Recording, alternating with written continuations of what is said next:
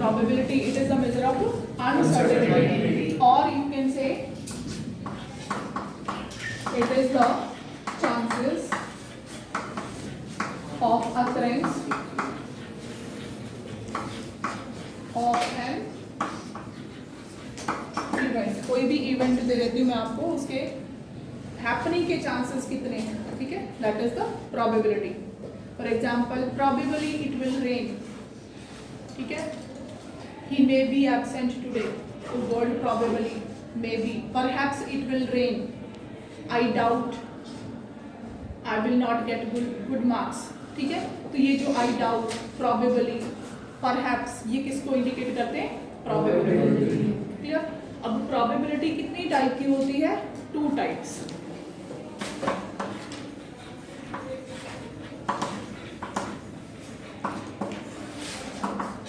First is experimental and second is theoretical. जो experimental probability है, as the name suggest, we perform the experiment, हम खुद करके देखते हैं एंड उसके बाद हम प्रोबेबिलिटी निकालते हैं. और इसमें क्या है, थ्योरेटिकल में हम सिर्फ उसका सैंपल स्पेस क्या होता है, कोई भी एक्सपेरिमेंट जब हम कर रहे हैं उसके पॉसिबल आउटकम्स क्या क्या हैं. फॉर एग्जांपल, अगर हमने कॉइन को टॉस किया तो उसका सैंपल स्पेस क्या होगा, या तो हैवी होगा या टेल होगा. तो थ्योरेटिकल प्रोबेबिलिटी में अगर हमने यहाँ से फाइंड आउट करना है कि what is the probability of getting head, तो कितनी होगी, 1/2. हमें पहले से ही सैंपल स्पेस का पता है, लेकिन हमने उस प्रैक्टिकल को करके नहीं देखा, सिर्फ थ्योरी के बेस पे हमने रिजल्ट फाइंड आउट किया. तो उस केस में इसका आंसर कितना था, 1/2. और यहाँ पे एक्सपेरिमेंटल प्रोबेबिलिटी क्या किया हमने, इसको परफॉर्म करके देखा, ठीक है. फॉर एग्जाम्पल, अगर मैं किसी डाई को रोल करती हूँ तो उसमें सैंपल स्पेस क्या होगा, 1 2 3 4 5 6, ठीक है.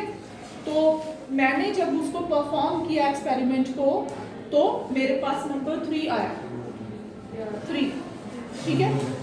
मेरे पास नंबर कितना है, 3. वो मैंने परफॉर्म करके देखा है. क्लियर. उसके बाद मैंने दूसरी बार उसको रोल किया, मेरे पास नंबर 2 आया, ठीक है. तो 2 टाइम्स परफॉर्म कर लिया मैंने. अकॉर्डिंगली अब इसमें एक्सपेरिमेंटल में क्या है, जो हम करके देखते हैं, और इसमें क्या है, जो हमारे पास आउटकम्स ऑलरेडी हैं, हमने वहां से कैलकुलेशंस करनी है. तो सपोज करो एक्सपेरिमेंटल में मैंने एक कॉइन को टॉस किया और मेरे पास, मैंने कॉइन को 5 टाइम्स टॉस किया. पहले हेड आ गया, उसके बाद टेल आ गया, फिर से टेल आ गया, फिर से टेल आ गया, और उसके बाद हेड आ गया, ठीक है. How many times I have tried, 1 2 3 4 5 times. अगर 5 टाइम्स मैंने ट्राई किया है तो मेरे पास कितने आउटकम्स होने चाहिए, 5 पॉसिबल. अब इसमें से अगर मैं फाइंड आउट करना चाहूँ what is the probability of getting head, 2/5. अब मेरे पास सारे पॉसिबल आउटकम्स कितने हैं, 1 2 3 4 5. उसमें से जो फेवर में है वो कितने हैं, 2, ओनली 2. कौन से, क्योंकि मुझे हेड चाहिए. सो 2/5. क्लियर. और यहाँ से प्रोबेबिलिटी कितनी होगी हेड की, 1/2. बोथ आर डिफरेंट, ठीक है. तो ये दोनों वैल्यूज सेम कब आती हैं, when we perform this experiment infinite number of times, ठीक है. बहुत बार हमने इस एक्सपेरिमेंट को करके देखा तो दोनों वैल्यूज अप्रॉक्सीमेटली इक्वल हो जाएगी, नियरली इक्वल हो जाएगी. Clear. So when experimental and theoretical probabilities are nearly equal, when number of trials are infinite. Is that clear? अब इसका सेकंड नेम क्या है एक्सपेरिमेंटल प्रोबेबिलिटी का,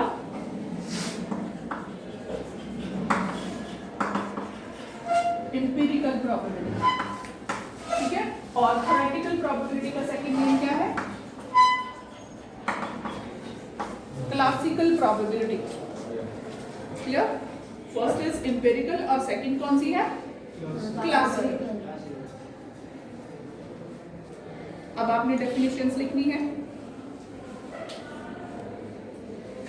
क्या होता है, it is an action which results in some well defined outcomes, ठीक है. उसको हम क्या बोलते हैं, एक्सपेरिमेंट बोलते हैं। For example tossing of coin.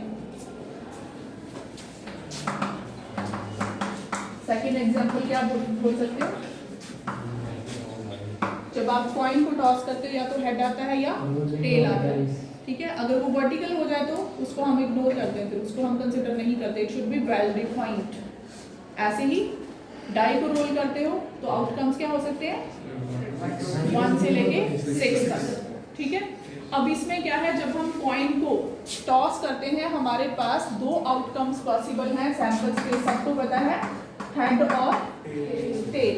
तो जब भी हम प्रोबेबिलिटी में टॉस करते हैं इसको या फिर किसी डाई को रोल करते हैं तो वो अनबायस्ड होना चाहिए। एक टर्म होती है बायस्ड और दूसरी क्या होती है? अनबायस्ड, ठीक है। और एक हम यूज करते हैं फेयर। जो कॉइन है वो फेयर होना चाहिए, नहीं कि आपने जीतने के लिए क्या किया, चीटिंग कर दी, पहली तरफ भी हेड डाल दिया और दूसरी तरफ भी हेड डाल दिया, ऐसा कॉइन बनवा लिया, तो that is not a fair coin, ठीक है। ऐसे ही अनबायस्ड होना चाहिए, बायस्ड नहीं होना चाहिए। बायस्ड क्या होता है कि अगर आपने डाई को रोल किया तो ऐसे नहीं होना चाहिए कि उसकी आपने जो सरफेसेस हैं घिस घिस के ऐसी बना ली कि जब भी आप उसको फेंको तो कौन सा ऊपर 6 वाला फेस आए, क्लियर। तो ऐसा नहीं होना चाहिए, इट शुड बी अनबायस्ड।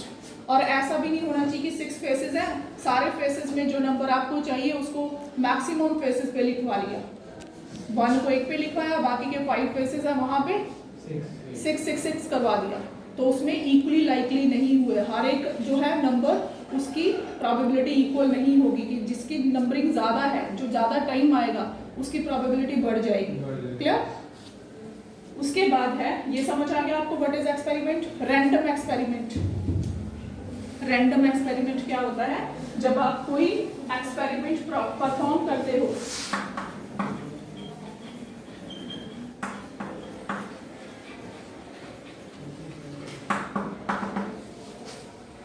आप कोई भी एक्सपेरिमेंट परफॉर्म करते हो, उसमें परफॉर्म करने से पहले ही अगर आपको आउटकम्स पता चल जाए तो उसको हम रैंडम एक्सपेरिमेंट नहीं बोलते। ऐसा कब पॉसिबल है? जब हमारे पास जो पॉसिबल आउटकम्स हैं वो 1 से ज़्यादा होने चाहिए। अगर उसका आउटकम एक ही है तो एक्सपेरिमेंट करने से पहले ही हमें उसका आउटकम पता चल गया कि रिजल्ट क्या होगा, ठीक है। मैंने एक डाइस को रोल किया और उसके सारे फेसेस पे मैंने 6 6 6 लिखवा दिया, ठीक है, तो आउटकम एक ही रह गया, तो जो भी फेस आएगा उस पे 6 आएगा। So that is not the random experiment, clear. तो इसकी डेफिनेशन लिखिए, an experiment is called random experiment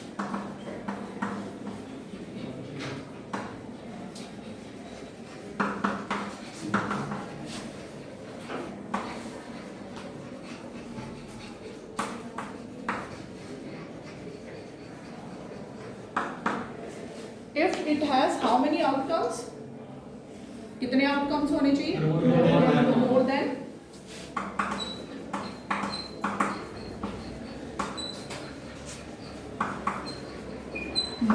one outcome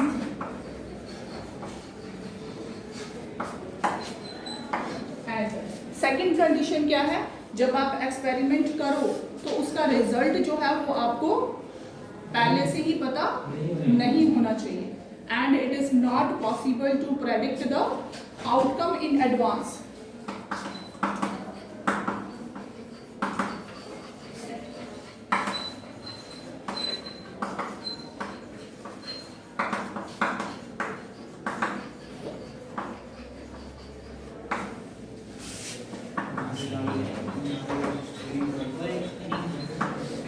And it is not possible to predict the outcome in advance, ठीक है। पहले से ही हम एस्टिमेशन नहीं लगा सकते एडवांस में ही बिना एक्सपेरिमेंट को किए कि कौन सा आएगा, उसको हम क्या बोलते हैं? Random experiment. अगेन एग्जांपल्स क्या क्या हो सकती हैं? क्या क्या एग्जांपल्स? रोलिंग ए डाइस, फेयर डाइस, है ना। सिमिलरली कॉइन कौन सा होना चाहिए? फेयर कॉइन, ठीक है। टॉसिंग अ फेयर कॉइन, ये 2 एग्जांपल्स इसकी हो गई रैंडम एक्सपेरिमेंट की। उसके बाद है सैंपल स्पेस। सैंपल स्पेस क्या होता है? It is the collection of all possible outcomes of an experiment.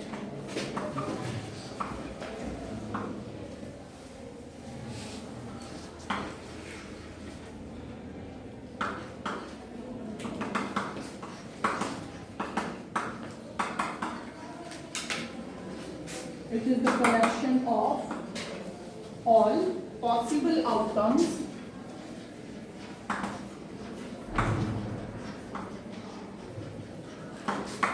of an experiment. For example, sample space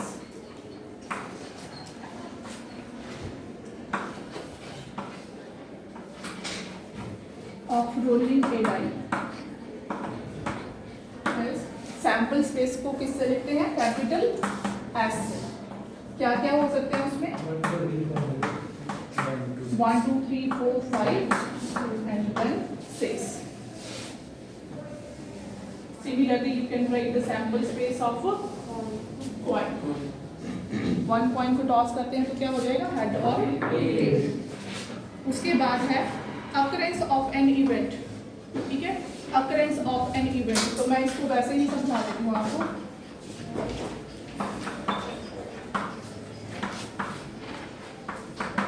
अगर मेरे पास एक्सपेरिमेंट है टॉसिंग ए कॉइन, एक कॉइन को टॉस किया, let E be the event. E कौन सी इवेंट है? Of getting head. क्लियर? और फिर मैंने एक्सपेरिमेंट करके देखा। जब मैंने एक्सपेरिमेंट करके देखा तो आउटकम क्या आया? हेड आया। अगर हेड आता है तो it means event has occurred. Clear? अगर वो हेड नहीं आता तो event has not occurred. Clear? If H comes up after tossing coin, we say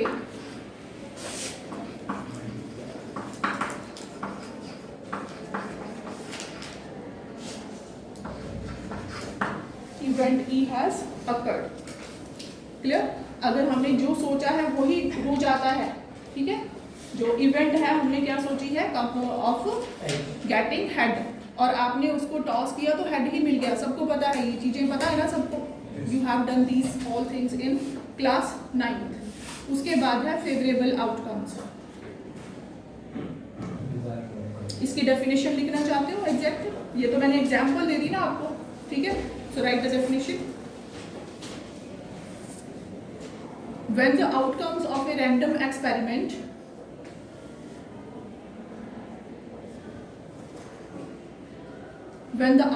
of a random experiment satisfies the condition, when the outcome of a random experiment satisfies the given conditions, then we say event E has occurred. Then we say event E has occurred. तो क्या आएगा? satisfies the condition given। जो condition आपको given है, यहाँ पे condition क्या थी? इवेंट क्या है? Getting head. अगर वो सेटिस्फाई हो जाती है तो इवेंट अकर होती है, happening of event. Next is favourable outcomes. The outcome which ensure the occurrence of an event, उनको हम क्या बोलते हैं? Favourable outcome. इवेंट अगर सपोज सेम एग्जांपल हमने ले ली टॉसिंग ए कॉइन, ठीक है, उसमें इवेंट ई हमने क्या ली? इवेंट ई क्या है? जो पैटर्न है गेटिंग एच। ठीक है, अब हमने कॉइन को एक बार टॉस नहीं किया, सपोज हमने उसको 5 टाइम्स टॉस किया। ठीक है, टॉसिंग ए कॉइन,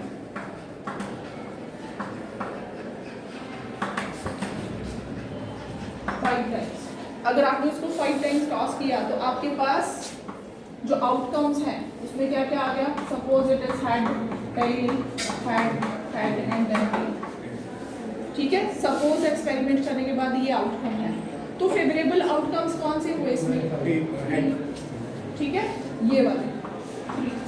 ठीक है, the outcomes which ensure the occurrence of event. जो इवेंट है, हमारी इवेंट क्या थी, गेटिंग हेड, तो ये वाले जो है ये कौन से आउटकम्स है, फेवरेबल आउटकम्स है। क्लियर? उसके बाद नेक्स्ट लिखिए equally likely outcomes.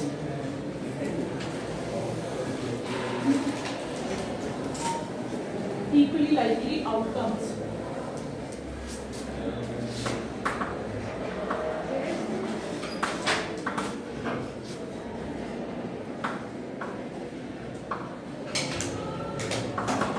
Equally likely outcomes क्या होते हैं, पहले एक्सप्लेन कर दूं आपको। अगर हमने किसी डाई को थ्रो किया है तो उसके सैंपल स्पेस में क्या आएगा आपके पास, 1 2 3 4 5 6 ये होते हैं ना, ठीक है।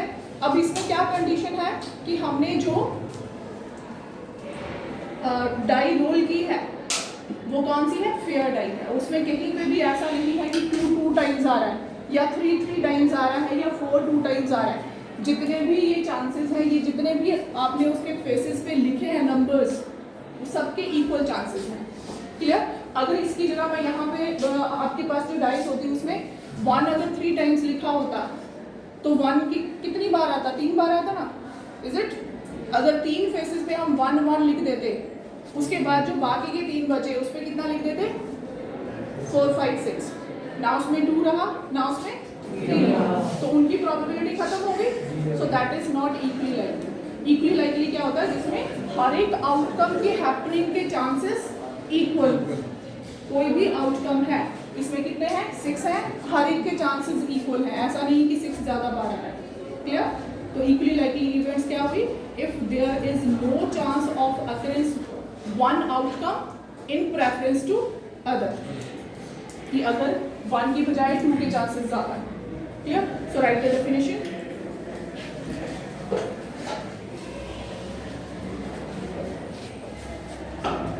If there is no chance of occurrence of any outcome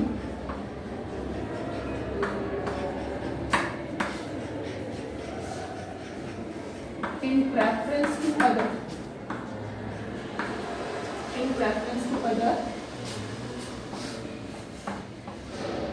we say these are